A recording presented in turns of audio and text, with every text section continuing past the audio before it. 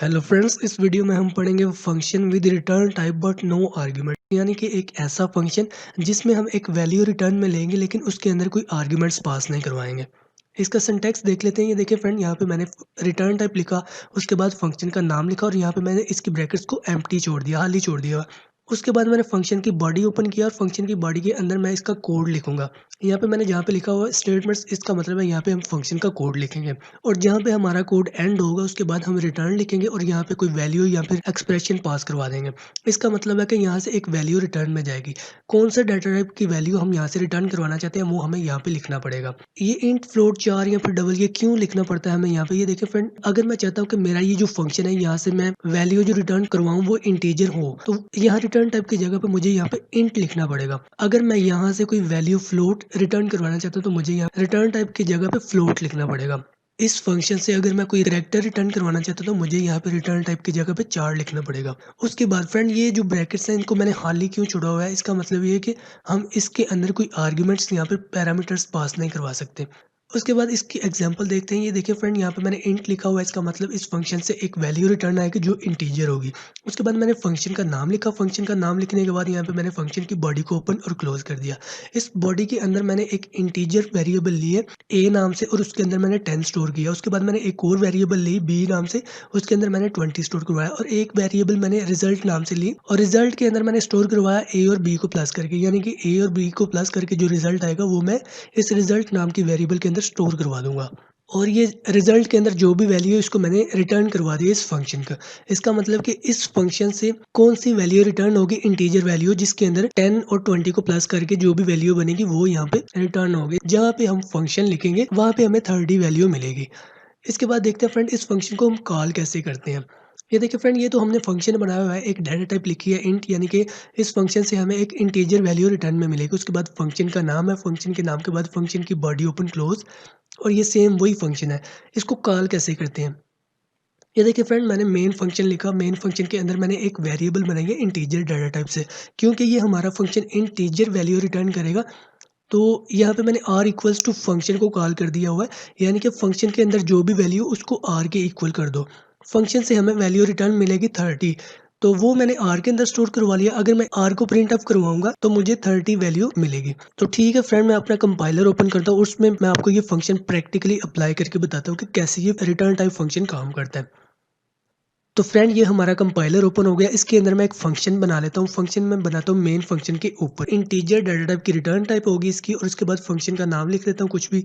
उसके बाद फंक्शन की ब्रैकेट्स को एम्प्टी छोड़ देता हूँ और यहाँ पे मैं फंक्शन की बॉडी ओपन कर लेता हूँ। इसके अंदर मैं वेरिएबल्स बना लेता हूँ, इंट a इक्वल्स टू 10 और इसके बाद b इक्वल्स टू 20 और यहाँ पे मैं रिजल्ट नाम से वेरिएबल ले लेता हूँ। रिजल्ट में डिफाइन कर देता हूँ, result equals to a plus B. ठीक है। उसके बाद मैं रिटर्न करवा देता हूँ।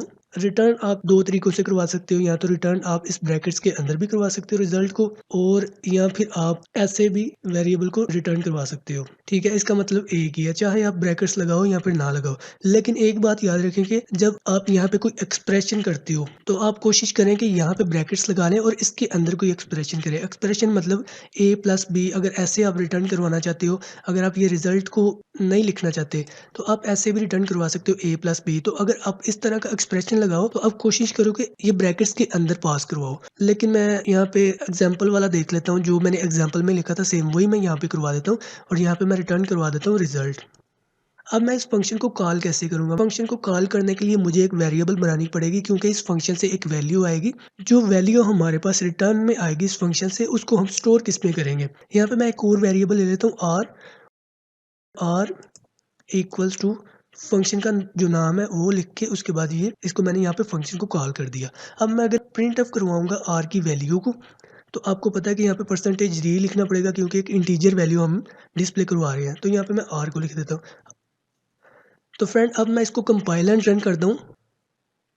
तो ये देखिए फ्रेंड, मुझे एक एरर आ रहा है। एरर क्यों डिस्प्ले हो रहा है मुझे, क्योंकि यहाँ पे प्रिंट एफ की स्पेलिंग गलत है। तो मुझे यहाँ पे प्रिंट एफ इस तरह से लिखना पड़ेगा। अब मैं इसको कंपाइल एंड रन करूँगा तो 10 और 20 को प्लस करके जो भी इसका रिजल्ट आएगा वो मुझे डिस्प्ले होगा। वो कहाँ पे डिस्प्ले होगा, क्योंकि ये फंक्शन को हमने कॉल किया था। फंक्शन से कौन सी वैल्यू रिटर्न होगी, रिजल्ट के अंदर जो भी स्टोर होगा वो यहाँ पे फंक्शन की जगह पे हमें मिल जाएगा। तो मैं इसको कंपाइल एंड रन करता हूँ तो देखते हैं क्या रिजल्ट मिलता है। तो ये देखिए फ्रेंड 30 रिजल्ट हमें मिल रहा है। तो इसका मतलब कि ये जो हमारा फंक्शन है ये बिल्कुल ठीक वैल्यू रिटर्न करवा रहा है। अगर आप फंक्शन की वैल्यू को किसी वेरिएबल के अंदर स्टोर करवाना चाहते हो तो अब ये कर सकते हो। अगर आप इस फंक्शन को डायरेक्टली प्रिंट अप भी करवाना चाहते हो तो वो कैसे करेंगे, वो यहाँ पे हमें आर की जगह पे फंक्शन को हमें यहाँ पे कॉल करना पड़ेगा। तो मैं यहाँ पे फंक्शन को इस तरह से कॉल कर लेता हूँ और अब मैं इसको कंपाइल एंड रन करूँगा तो देखिए फ्रेंड हमें सेम वही रिजल्ट मिलेगा, 10 और 20 को प्लस करके 30। अब मैं इसको यहाँ से ख़त्म कर देता हूँ और इस फंक्शन से हम कोई और वैल्यू रिटर्न करवा के देखते हैं, मतलब किसी और डाटा टाइप की वैल्यू को यहाँ पे रिटर्न करवा के देखते हैं। यहाँ पे मैं इंट की जगह पे फ्लोट लिख देता हूँ और अब यहाँ पे मुझे एक फ्लोट वैल्यू रिटर्न करवानी पड़ेगी। तो फ्लोट वैल्यू कैसे रिटर्न करवाएंगे, यहाँ पे मुझे फ्लोट लिखना पड़ेगा, फ्लोट। और ये देखें ये तीनों वेरिएबल्स हमारी फ्लोट में कन्वर्ट हो गई हैं, ठीक है। उसके बाद यहाँ पे मैं पॉइंट्स में वैल्यू दूंगा इसके अंदर और यहाँ पे भी पॉइंट्स में वैल्यू दे देता हूँ। इस दफ़ा जो हमारी वैल्यू रिटर्न में जाएगी वो फ्लोट में जाएगी, ठीक है।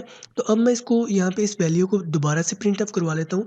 प्रिंट एफ आप सेम वही तरीके से करवा सकते हैं। यहाँ पे या तो आपको एक वेरिएबल बनानी पड़ेगी आर के नाम से या फिर किसी और भी नाम से बना सकते हैं और उस वैल्यू के अंदर आपको ये फंक्शन का नाम और यहाँ पे फंक्शन को कॉल करना पड़ेगा। अगर इस वेरिएबल को प्रिंट ऑफ करवाना चाहते हैं तो आपको यहाँ पे परसेंटेज एफ लिखना पड़ेगा, क्योंकि आपको पता है ये जो फंक्शन है ये हमें एक फ्लोट वैल्यू रिटर्न करवाना है। तो फ्लोट वैल्यू को डिस्प्ले करवाने के लिए हमें परसेंटेज एफ फॉर्मेट स्पेसिफाइड लिखना पड़ता है। तो यहाँ पे मैं आर को डिस्प्ले करवा देता हूँ। अब मैं कंपाइल एंड रन करूँगा तो इसका जो रिजल्ट होगा वो हमें डिस्प्ले होगा।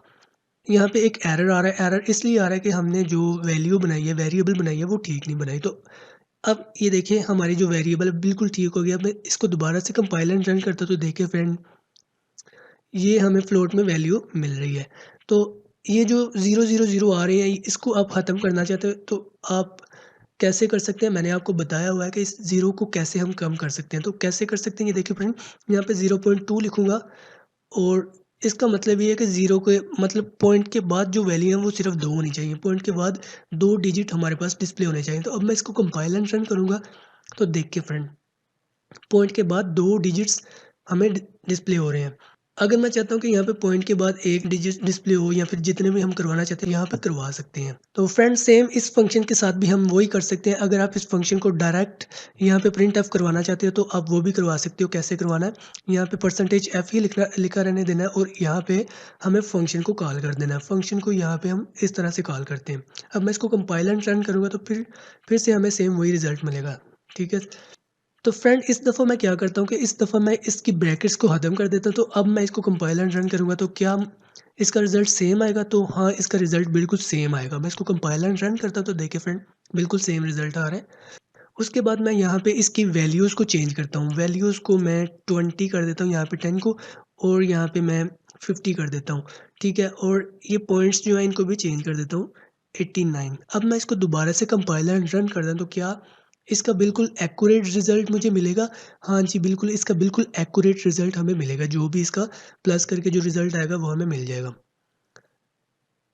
तो देखिए फ्रेंड अगर आप इसको प्लस करेंगे तो बिल्कुल आपको यही रिज़ल्ट मिलेगा।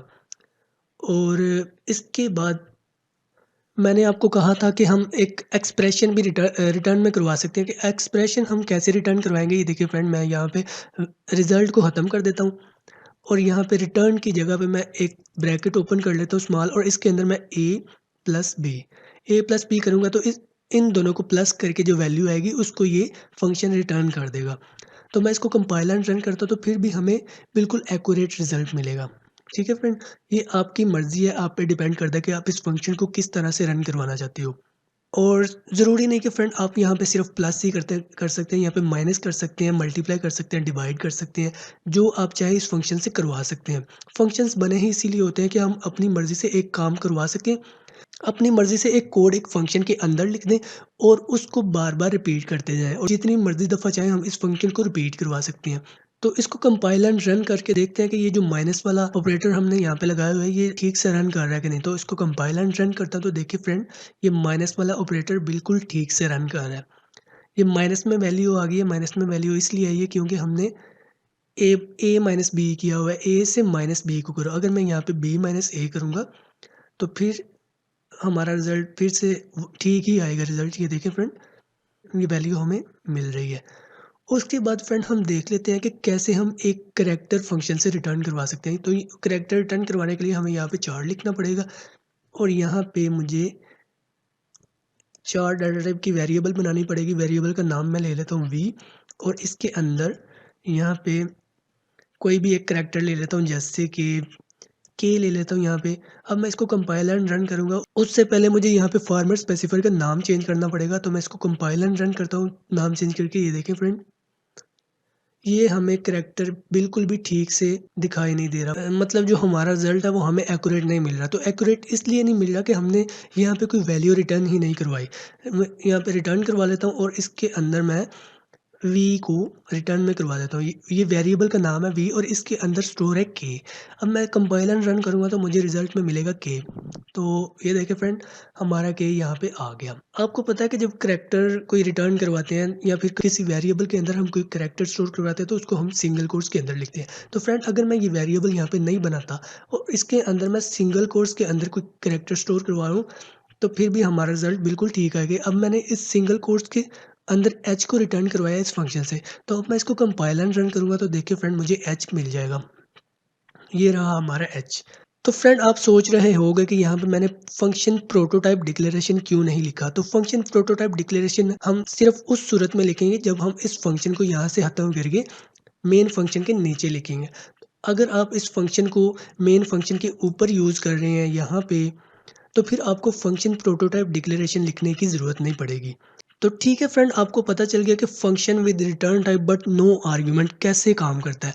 आपको इस चीज़ का पता चल गया होगा कि ये जो फंक्शन है ये क्या काम करता है। ये एक वैल्यू मेन फंक्शन के अंदर लेके आता है। तो फ्रेंड, ये जो function with return type but no argument ये वाला फंक्शन है, ये क्यों यूज़ किया जाता है? ये इसलिए यूज़ किया जाता है कि इस फंक्शन से हम कोई वैल्यू अपने मेन फंक्शन में ट्रांसफ़र करें। तो आप सोच रहे होंगे कि ये मेन फंक्शन के अंदर तो हम वैसे भी ट्रांसफ़र कर सकते हैं, यानी कि अगर मैं इस फंक्शन के अंदर एक वैल्यू बनाता हूँ, वेरिएबल बनाता हूँ और इसके अंदर मैं कोई वैल्यू स्टोर करवा देता हूँ और अगर मैं इस वैल्यू को ये जो वी वेरिएबल मैंने बनाई हुई है, इसको मैं अपने मेन फंक्शन के अंदर यहाँ पे यूज़ करूँगा प्रिंट एफ